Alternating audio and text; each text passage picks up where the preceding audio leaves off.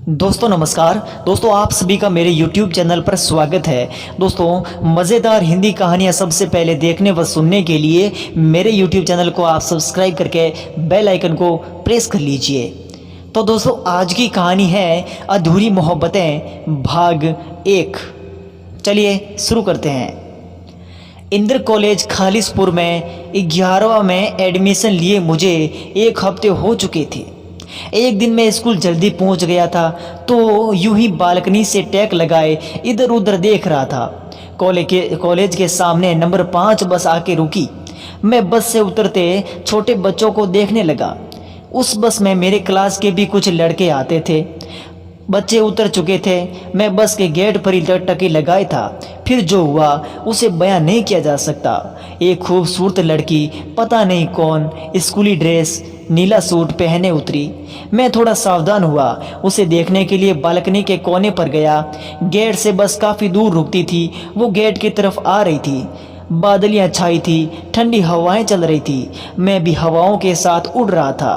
पहली नज़र में ही उसे देखने के बाद दिमाग फिल्मी कल्पनाएं करने लगा। जैसे नायिका आती है और उसके हर कदम हवाओं के झरोके लाते हैं और नायक आंखें बंद किए उसे महसूस करता है। लगभग ऐसी ही स्थिति थी मेरी। वो स्कूल में प्रवेश कर चुकी थी। मैं जल्दी से नीचे भागा ये देखने के लिए कि आखिर वो किस क्लास में जाती है। मेरे नीचे पहुंचते ही वो ऑफिस में प्रवेश कर गई।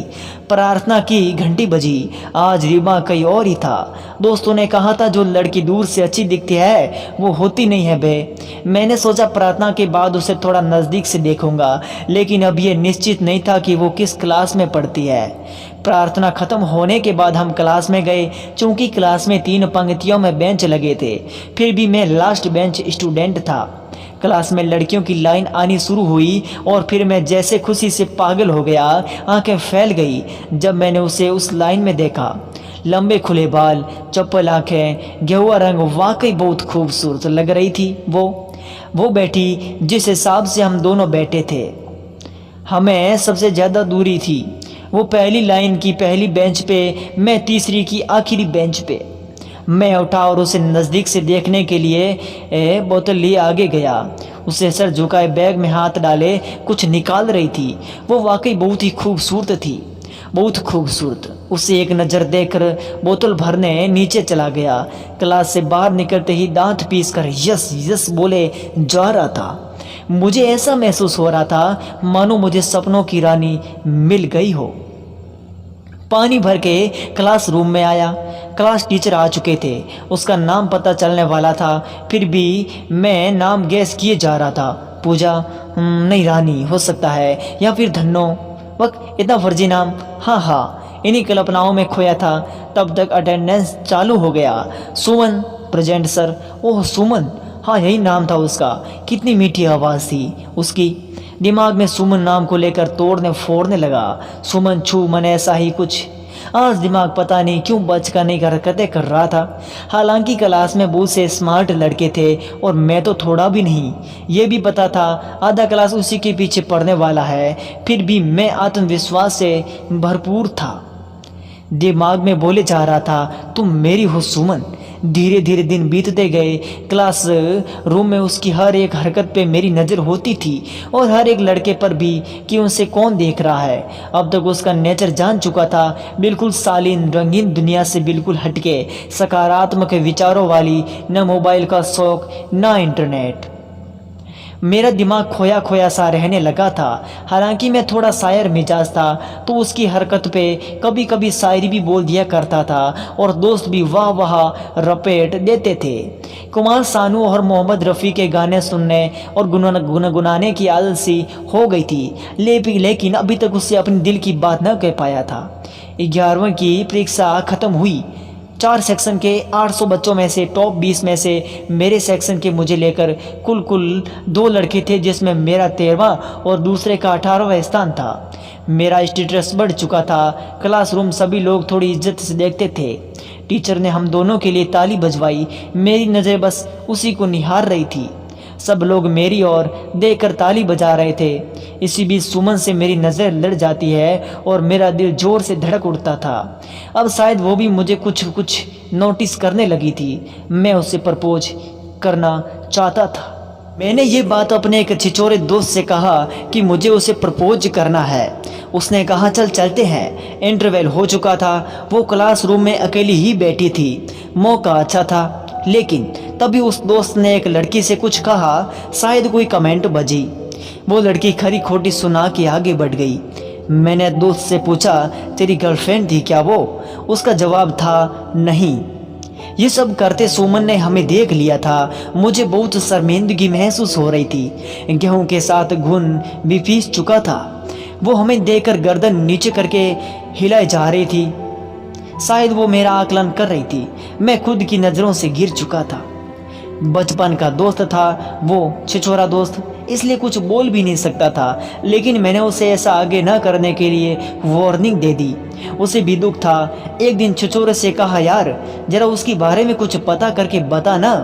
दूसरे दिन उसके पास बस एक इन्फॉर्मेशन थी, लेकिन जो थी बहुत बड़ी थी। उसे इम्प्रेस करने का उससे अच्छा तरीका कोई न था। मेरे दोस्त के मुताबिक उसे लिखना बहुत पसंद था और स्कूल की वार्षिक पत्रिका में कविता देने वाली थी। मैं आज बहुत खुश था क्योंकि उस समय भी चंद कविताएं मैं भी कर लेता था। मैंने भी अपनी एक क्वालिटी वाली कविता अच्छी खासी फोटो सहित पत्रिका के लिए दे दी। महीने भर बाद पत्रिका सबके हाथों में थी। पत्रिका के मेरे हाथों में आते ही जल्दी जल्दी उसकी कविता का पन्ना खोजा। ऊपर उसकी हल्की धुंधली सी तस्वीर, नीचे नाम सुमन, क्लास 12 B2। बारिश पे लिखी गई एक कविता थी। थोड़ी बच्चों वाली टाइप की थी, पर मैं बार बार उसकी कविता को पढ़ता। हर बार क्लास में अच्छे लेखों और कविताओं की तारीफ हो रही थी। मैंने भी थोड़ी सी अच्छी लिखी थी और मेरी भी। सुमन वही किताब खोले बैठी थी। मैं उसकी तरफ देख रहा था, तभी उसने मेरी तरफ देखा। मुझे समझते देर न लगी कि वो अभी मेरी ही कविता पढ़ रही है। मैं भी उसकी रचना खोले बैठा था। वो कुछ सेकंड तक मुझे देखती रही और मैं भी उसे। वो मुस्कुराई और मैं भी मुस्कुराया। आज दिल बाग बाग हो गया था। फिर इंटरवल हुआ क्लास में और मैं और छिछोरा दोस्त और कुछ लड़कियां थी आगे बेंच पर बैठे पत्रिका पढ़ रहे थे। जिसने रचनाएं दी थी उसे पहचानने जा रहा था। अरे ये तो अखिल है ना, 12 B1 का, पक्का चोरी करके दी होगी। अब ये कमीना संजीव सब कब से लिखने वाला लगा, और वो भी गरीबी पर। अमीर बाप की बिगड़ी औलाद। सबको निशाने पे लिए जा रहे थे। तभी सुमन क्लास में आई। हम चुप हो गए। बेंच पे बैठते ही कहा अच्छा लिखते हो पंकज, बहुत अच्छा। मैंने उसे थैंक्स बोला। मेरे दिल के तार बजने लगे। दिल ने कहा बेटा लपेट के और बतियाओ। तभी एक लड़की ने बोल दिया ये पंकज शायरी भी बहुत अच्छी करता है। सुमन ने कहा ऐसा क्या? लड़की बोली अरे पता नहीं क्या तुमको, तुम्हारे ऊपर सबसे ज्यादा करता है ये सुन के सुमन चुप हो गई। मेरा मुंह शर्म से लाल हो गया। शायद सुमन को कुछ समझ में आने लगा था। वो अभी भी चुप थी। मैंने परिस्थिति को संभालते हुए कहा अरे सुमन वो बहुत फर्जी बोलती है, उसकी बातों पर ध्यान मत देना। वैसे तुम्हारी कविता भी लाजवाब थी। उसने मुझे धन्यवाद देते हुए कहा तुम्हारी ज़्यादा अच्छी थी। मैंने कहा अच्छा सही में? मुझे तो नहीं लगता। उसने भी मेरी बात दोहरा दी। अच्छा मुझे भी नहीं लगता। हम दोनों कुछ देर तक चुप रहे, फिर एक साथ खिलखिला के हंसने लगे। मेरी हंसी तो वैसे होशियार जैसी थी, लेकिन उसकी हंसी तो इतनी सुरीली और दिल में घंटी बजाने वाली थी कि बिन बादल बरसात और बिन घटा मोर नाचने लगे। यूं ही हम लगभग 10 मिनट तक बातें करते रहे। जब स्कूल की छुट्टी हुई तो बस के पास साइकिल निकाल कर खड़ा था उसे देखने के लिए। वो आई, बस में बैठी और चली गई। आज मेरा दिल उछल उछल के धड़क रहा था। तेज धूप भी बर्फीली ठंड का एहसास दिला रही थी। आज पता नहीं कौन सी आंतरिक शक्ति साइकिल चला रही थी। क्या चढ़ाव क्या ढलान, कुछ नहीं सूझ रहा था। कुमार सानू का वो गीत पहला ये पहला प्यार तेरा मेरी सोनी को मेरी अंतरात्मा बिल्कुल स्पष्ट सुन रही थी। उसी का चेहरा आंखों पे समाया हुआ था। रास्ते में कौन आ रहा है कौन जा रहा है कोई सुध नहीं। घर पहुंचा, हाथ मुंह धो के खाना खाया, लव सॉन्ग्स की एक लंबी चौड़ी प्ले लिस्ट बना के सुनता रहा।